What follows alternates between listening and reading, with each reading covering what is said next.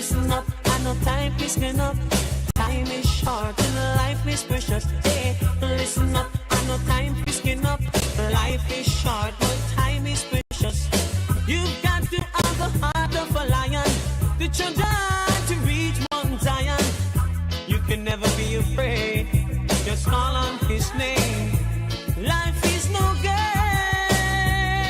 Unwind at PF Chang's. Enjoy 2-for-1 cocktails Monday to Thursday, 3 to 6 p.m. Sip on favorites like the Tipsy Dragon, Luke's Punch, Shanghai Southside, Twisted Mule, and Mint Julep.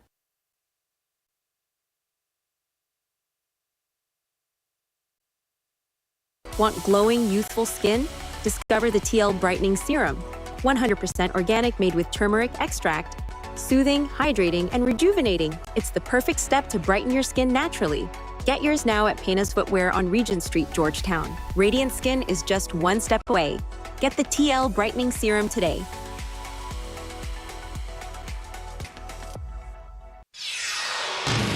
This is the news on top of the hour. Live from our studio in Georgetown. Kaieteur Radio, 99.1 FM.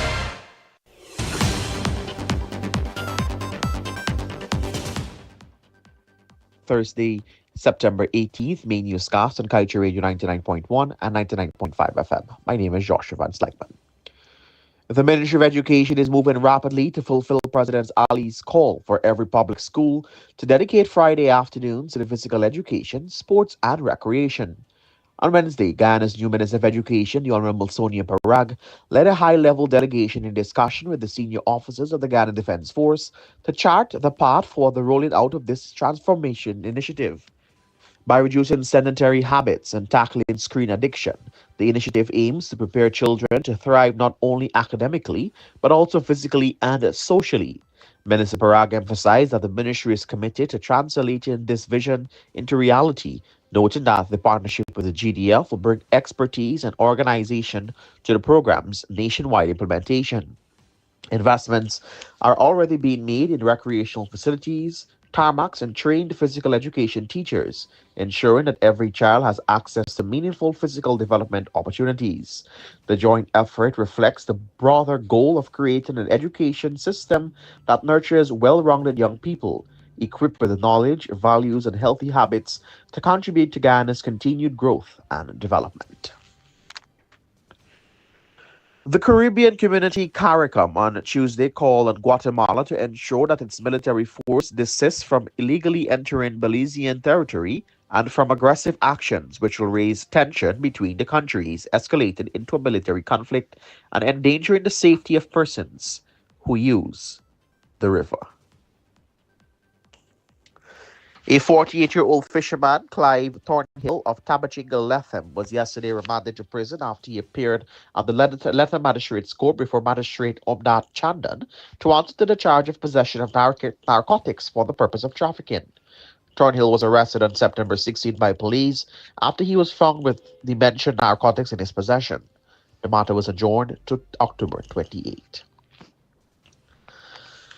And an intensive rainstorm swept through Kaieteur village on Wednesday, causing extensive damage to the community's infrastructure and homes. Fortunately, no injuries were reported.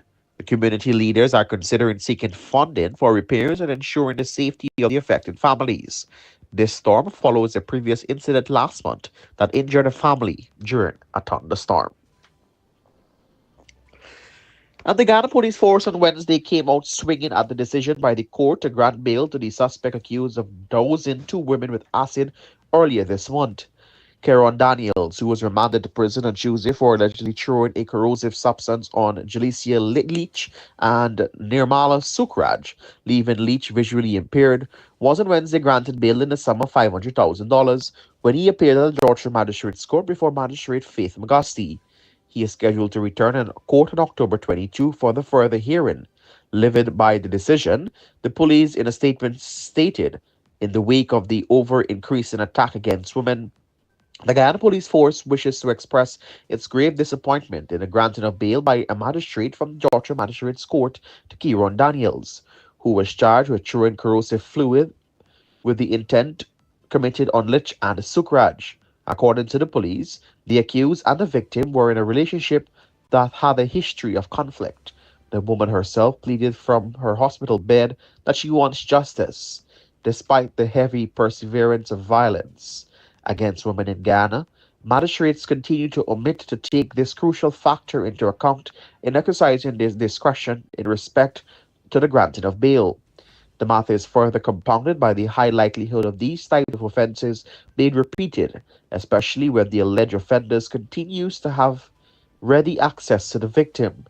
The police concluded that it pleaded to continue to make every possible effort in reducing, if not wholly rather, eradicating acts of violence being committed against the woman. And with the Ghana Elections Commission having officially released the Regional Democratic Council results from the September 1 elections, it has become clear that at least three regions, two of the major parties, must unite to elect a chairman and vice chairman and also pass motions in other matters. Regions 4, 8, and 10 have emerged as the most contested in these areas. The newly formed Reinvest in Nationhood, led by Azuddin Mohammed, holds a potential decisive role. Historically, a partnership for national unity controlled regions 4 and 10. But this year, Wind's strong showing has turned over the traditional balance of power between those regions. In Region 4, Demerara Mahika, the opposition parties combined hold one seat more than the PPP, meaning the PPPC cannot dominate decisions alone. It will need a coalition to maintain leadership, or the opposition can unite to shut them out. In Region 8, the results revealed an even tighter race. With no party holding an outright majority, the election of the regional chairman will depend on alliance. APNU, holding the balance of power, will now be required to either align with the PPPC or win to determine who takes control of the region's leadership. For Region 10, a former stronghold of APNU saw a dramatic shift, with them losing to win. The Win party is set to lead, but again must peruse others to form a coalition for formal leadership.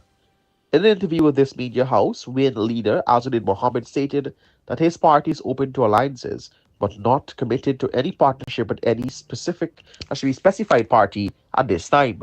He emphasized that whichever party approaches Win first with cooperation will likely be the one they will join with.